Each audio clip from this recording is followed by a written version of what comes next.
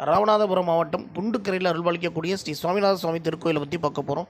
அதாவது ராவணன் 10 தலையோடு இருப்பதை நம்ம கேள்விப்பட்டிருப்போம். ஆனால் முருகப்பெருமான் 11 தலைகளுடன் 22 கரங்களுடன் விஸ்வரூப காட்சி தரும் ஒரு அருமையான திருத்தலம். இது போன்ற அமைப்பு உலகத்திலே வேறு எந்த திருத்தலத்திலையும் கிடையாது. அது மட்டும் இல்லாமல் திருச்செந்தூரில் சூரனை வதம் செய்வதற்கு முன்னவே முருகப்பெருமான் இந்த திருத்தலத்துக்கு வந்ததாக சொல்லப்படுகிறது. அது மட்டும் இல்லாமல் திருச்செந்தூரில் நடக்கக்கூடிய சூரசம்கார நிகழ்ச்சிக்கு அடுத்த பிறகு மிகவும் சிறப்பாக சூரசம்காரம் நடக்கக்கூடிய ஒரு அற்புதமான திருத்தலம். அது மட்டும் இல்லாமல் சிவபெருமானுக்கு பிரணவ மந்திரத்தின் உபதேசம் செய்வதற்காக சிவபெருமானுடைய மடியில் அமர்ந்து தான் முருகப்பெருமான் அந்த பிரணவத்தின் பொருள் உரைப்பார். ஆனால் இந்த திருத்தலத்தில் குன்றின் மேல் முருகப்பெருமான் அமர்ந்து சிவபெருமான் நின்ற கோலத்தில் பிரணவத்தின் பொருள் உரைப்பது போல காட்சி தருகிறது. ஒரு அதிசய சிறப்பாக சொல்லப்படுது. அது மட்டும் இல்லாமல் இத்திருத்தலத்தில் 18 திருக்கரங்களுடன் சுமார் 7 அடி உயரத்தில் இருக்கக்கூடிய துர்க்கையம்மன் சிறப்பாக சொல்லப்படுகிறது.